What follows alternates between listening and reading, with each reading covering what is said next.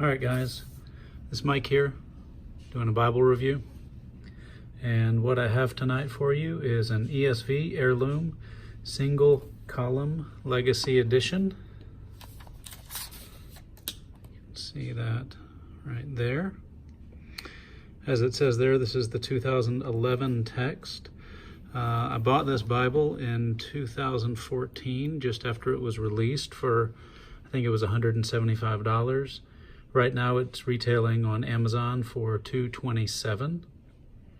It is in a dark brown Highland goat skin, and it has a, what I would call medium brown goat skin liner. You can see there. At that price, Crossway gives a lifetime guarantee on this Bible, and they do actually honor it. In fact, this is the second one that I got. The first one that I had was replaced under that guarantee. I don't have the box for this any longer, but it did actually come in quite a nice black heavy duty box that I used to keep it in, and I've moved a few times since I bought this, and I think during one of the moves it just got lost in the shuffle, and I'm pretty sad about that because it was quite a nice box. The text block itself is 6 inches by 9 inches. The overall thickness of the Bible, as you can see, is just a little bit over an inch. Really not too bad. Very, very thin Bible for what you have.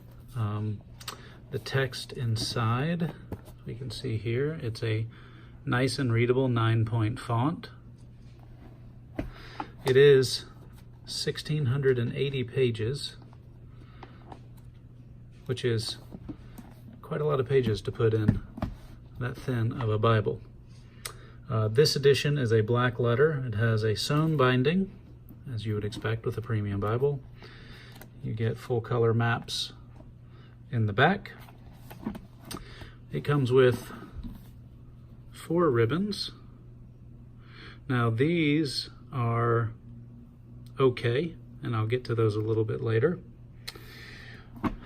And let's see, what do I like about the Bible? Well, first of all, it feels great in your hand. As you can probably see from the lighting, the goat skin itself is kind of rough and pebbly, but in a way that is really enjoyable and makes you feel like it's a durable leather, not at all like it's unfinished.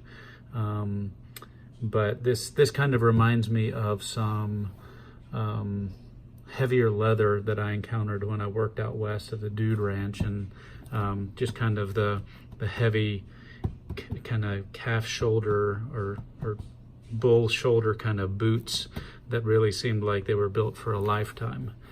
So quite nice, quite thick leather.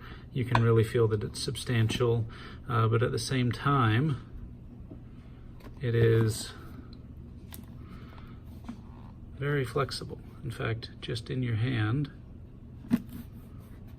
you can see that under its own weight, it will open up quite nicely. So it really does a good job of combining the feel of high quality, thick durability, with a refined elegance and really a nice floppiness.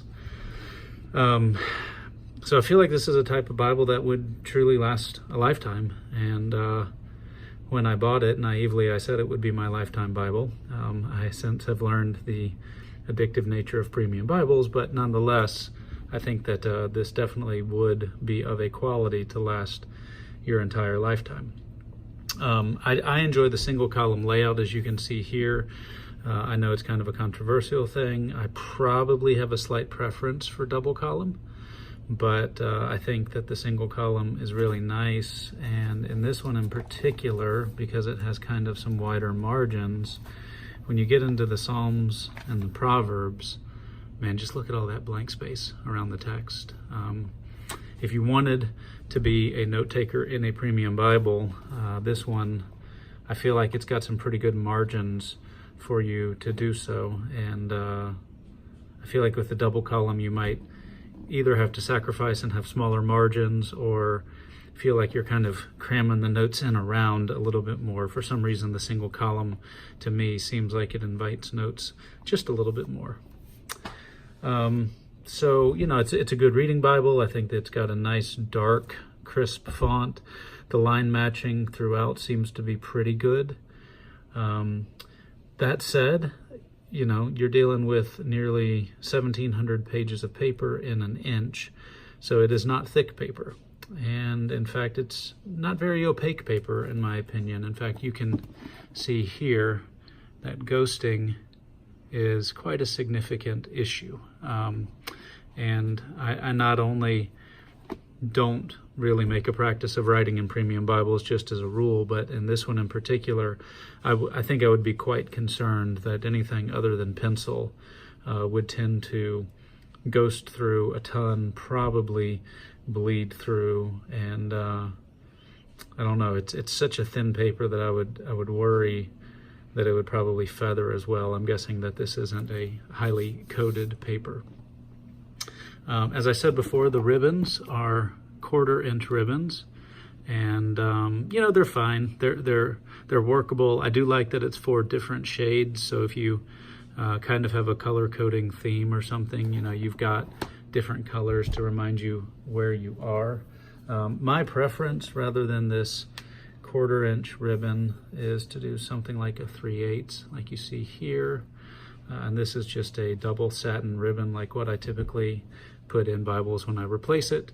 And I feel like in the Bibles that I get that come with a 3/8 ribbon, it just seems to add one more notch of kind of quality. And I was a little disappointed. I don't know if you can see here, not only the 1/4 inch ribbons for their width, but I don't know if you can quite see, maybe down where it's shining, but these are just a little bit rougher than this double satin. So, you know, this is definitely the type of ribbon that I would not buy if I were going to go out and buy my own ribbons.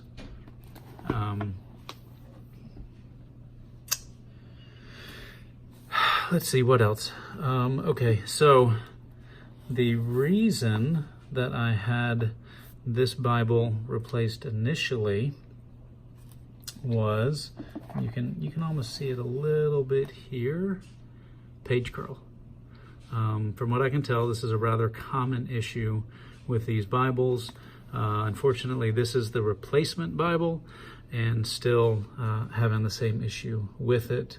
This is in Philippians, and then I know I was in a study in Ephesians at the time when I got this Bible, and you can see all I'm doing is lifting up, and this page here is curling up. And then, you know, if you look down at the bottom here, you can see a little bit of wrinkle down there. Let's see if I can get, yeah, there you can see it a little bit better. That is from a slightly sweaty palm one time. And, you know, I think that's probably something that's a little bit just par for the course when you have a super premium Bible with super thin pages and you want to cram as much as you can into the tiniest little space. You're going to have trade-offs. For me, I would rather trade off with more weight and thicker paper.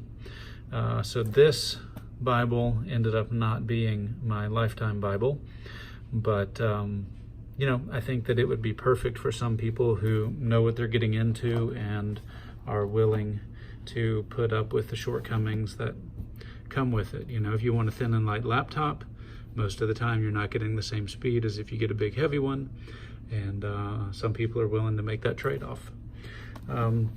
Looking on the back here, probably should have done this to start with. You can see this is a Crossway, the English Standard Version. There's the ESV logo. It says ESV. I don't know how many times. I mean, that's, you gotta be, you're triple sure that this is an ESV Bible. And then of course it says the Holy Bible. I've left it pristine on the front, on the back. You know, it's got a good weight in the hand. It just feels nice. It's floppy when you want to go read. It does lay open nice and flat. You can tell here that the liner comes up and this is to deal with whether it lays flat or not, you can see that this liner, which is pretty thick leather, it actually comes up about this far around the text block, which from what I know, and having done a couple myself at home, that seems to be relatively normal. However, the liner leather is so thick that when you are, say, up in the start of Genesis, and you don't have the maps and the concordance and all to kind of be your buffer, you can actually feel it. It feels, I know it's leather, but it almost feels like a plastic bar up there. And so when you go to lay it flat, you know, you can actually see the shadow right there of it, and you can feel something that's just not going to give. And so, yeah, I think given that it does a pretty admirable job of laying flat, you know, you can see that there is a definite bow under on this side, but overall, you've got a Bible that is going to lay open flat on your desk or on your lap or whatever, and you're not going to have a problem, especially with this really thin floppy paper. You know, it's just, I don't know that you can find a spot in the Bible. Yeah, Genesis 1, it's staying open on its own. So, you know, is it perfect? No. This trade-off here probably gives you a little more durability. Would that ease up over time? I'm not sure. I never ended up using this Bible all that much. But then again, on the flip side, you get into Revelation, you've got a little more of a buffer. There's Revelation 21. You can still feel the bar, the leather piece that's wrapping around the text block on the back. It's less pronounced, obviously, because there's more between my finger and it at this point, but you can see the text is just wide open, very, very easy, and everywhere in between. It does a good job. So, you know, all in all, I'm happy that I bought this Bible.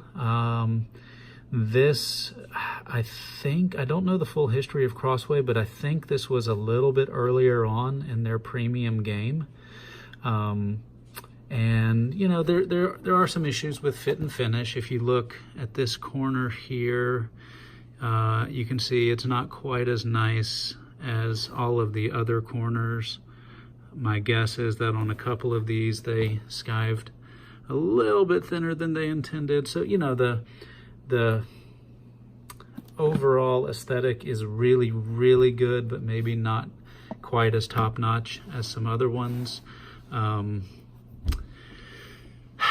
I would probably say for the price that it's going for, I think you can find slightly better ones.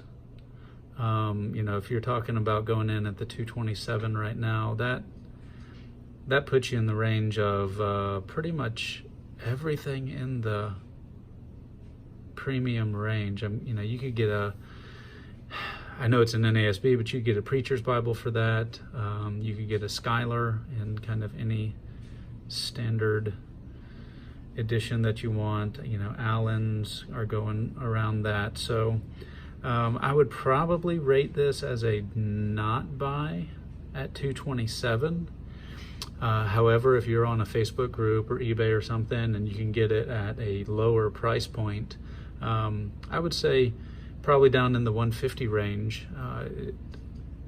It's a good solid Bible. It's definitely high quality. It's definitely well built.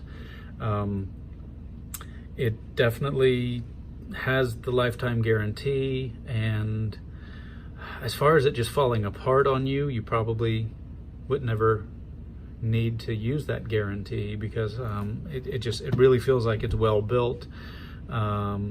And you know, maybe the leather is something that you particularly like, and in that case maybe it would be a buy for you. But I would say overall, very, very nice Bible. Probably wouldn't buy it at $227, but definitely would consider it in the premium range, and maybe at a little bit of a lower price point would definitely be a good buy. So anyway, this was my first Bible review. I think I did a little bit of rambling, and I'm going to try and get better as I go. But if you have any questions or anything else that I can help you with, just leave comments down below and I'll see if I can get to it. Thanks a lot, guys.